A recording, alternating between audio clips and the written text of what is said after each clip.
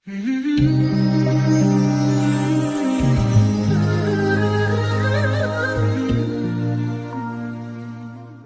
عليكم.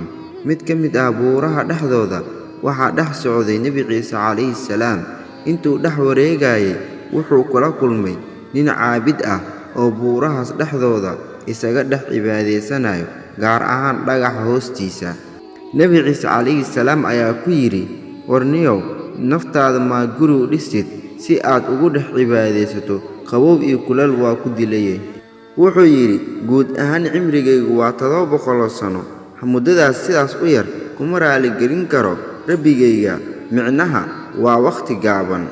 Nabi Ciise calayhi salaam ayaa ku yidhi, ka waran haddii aad gaari lahayd zaman ay nool yihiin ummad cimrigooda oo dhan oo ka badnayn 70 sano, haddana waqtigooda ugu badan ku lumin doona dhismo iyo adduunyo camiraad.